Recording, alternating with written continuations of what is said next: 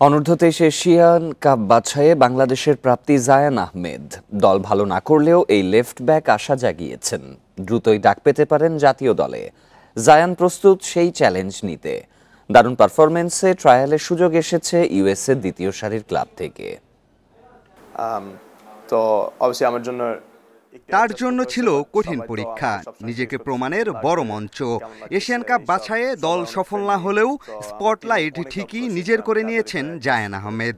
জাতীয় দলের জন্য প্রস্তুত আছে সেই জানান দিয়েছেন। হংকং ম্যাচে ক্যাম্পে ডাক পাওয়ার জোরালো সম্ভাবনা আছে।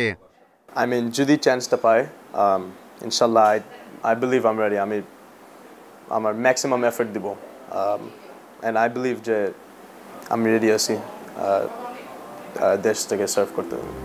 3 ম্যাচেই জায়ানের উপর ভরসা রেখেছেন কোচিং স্টাফ। খেলেছেন পুরো 90 মিনিট করে। নিজের পারফরমেন্সে সন্তুষ্ট হলেও দলকে মূল পর্বে নিতে না পারার আক্ষেপ আছে। আমাদের তো টিমের কোয়ালিটিটা ছিল, শেষের ম্যাচে তো দেখাইছি যে আমাদের ক্যাপাবিলিটিস আছে যে আমরা এক টিমের সাথে 4টা গোল দিতে পারতাম, বাট জাস্ট ক্লিক করে নাই। আনফর্চুনেটলি কোয়ালিফাই করতে পারি নাই, but I think I had a decent tournament. Asian Cup বাছাইয়ে দারুণ করায় নজরে পড়েছে ইউএসএর দ্বিতীয় সারির ক্লাব লাউডাউন ইউনাইটেডের। ট্রায়ালের জন্য প্রস্তাব পেয়েছেন যে ক্লাবের অনেক ফুটবলার মেসির লিগ MLS-এ খেলেছেন। ক্লাবটার নাম লাউডাউন ইউনাইটেড, ওদের লিগের নাম USL চ্যাম্পিয়নশিপ। সো এটা MLS-এর নিচের লিগ, সো ইউএসএ তো সেকেন্ড টিয়ার। আর ওদের অনেক প্লেয়ার আছে, MLS প্লেয়ার আছে যে ওরা MLS-এ খেলছে।